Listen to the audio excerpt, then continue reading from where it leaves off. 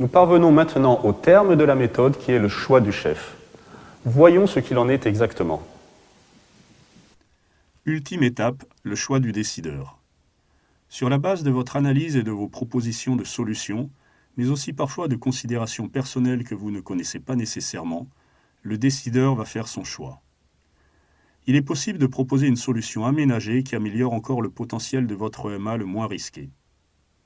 En reprenant l'exemple du malfaiteur en fuite, le dispositif de recherche AMI pourra être statique, bouclage, ou dynamique, patrouille de recherche, le EMA aménagé visant à mélanger les deux dispositifs précédents.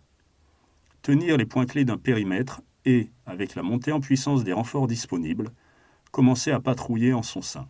Attention, le mode d'action aménagé ne consiste pas toujours en un mélange des deux modes d'action élaborés au préalable. Ce peut être l'un d'eux que vous modifierez de façon marginale. D'autres exemples sont évoqués dans la vidéo jointe.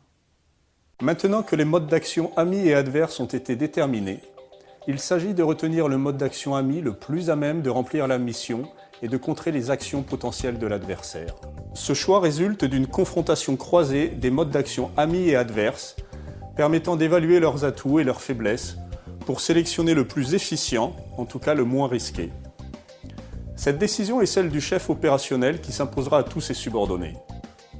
Mais parce qu'il faut se garder d'être doctrinaire et de rester arc-bouté sur une solution, le mode d'action retenu pour l'exécution de la manœuvre peut être une adaptation de l'un de ceux envisagés dans la phase de recherche de manœuvre. En effet, les modes d'action envisagés peuvent comporter des faiblesses qu'une adaptation judicieuse permettra d'effacer. Si nous reprenons les trois exemples évoqués tout au long de cet exposé, la recherche de personnes disparues, l'escorte d'un convoi et l'évacuation de locaux, nous pouvons adapter les modes d'action comme suit. S'il faut rechercher une personne disparue, nous avons évoqué deux modes d'action. Partir du lieu de la disparition et rayonner dans toutes les directions possibles, boucler un périmètre au-delà duquel la personne ne peut se trouver et patrouiller à l'intérieur. Un mode d'action adapté réside dans la combinaison de ces deux modes d'action, à savoir effectuer des recherches en escargot à partir du lieu de disparition en ayant mis en place des éléments de recueil sur les points de sortie du périmètre maximum que la personne est réputée ne pas avoir dépassé, ainsi que sur les lieux d'intérêt de cette personne. Pour l'escorte d'un convoi, les deux MA retenus étaient sécuriser les points clés de l'itinéraire au plus loin du convoi, ce qui est un dispositif essentiellement statique, et mettre en place un dispositif lourd de protection immédiate du convoi, dispositif mobile.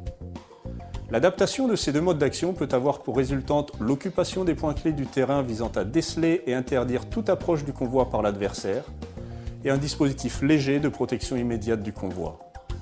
Enfin, dans le cas d'une évacuation de locaux, nous avons évoqué comme MA une action en force dès l'arrivée sur les lieux ou après avoir épuisé l'adversaire, une action en souplesse en effectuant des diversions et en s'emparant des points clés successifs. On peut adapter ces deux MA en effectuant une action en souplesse pour tenir les points clés, accompagnée d'une action en force, d'abord pour faire diversion et concentrer l'adversaire, puis finalement le canaliser et l'évacuer. Retenez bien le fait que ces cas ne sont donnés qu'à titre d'exemple et sont donc génériques. Ils ne peuvent être transposés tels quels pour d'éventuelles missions similaires que vous auriez à mener. La manœuvre étant choisie, il restera à la transcrire en ordre préparatoire, ordres initiaux et ordres de conduite pour la mettre en œuvre. Nous avons déroulé les trois étapes de la méthode. Pour la mettre en œuvre, des tableaux récapitulant les questions évoquées et disponibles en téléchargement peuvent être remplis. Pour chacun d'eux, deux colonnes sont à remplir. Celle de gauche est à remplir avec les constats effectués et celle de droite avec les contraintes, impératifs et demandes que vous déduisez de ces constats, car la MRT est une méthode conclusive. Chaque constat n'entraîne pas nécessairement une contrainte, un impératif ou une demande. C'est à vous de trouver les correspondances judicieuses.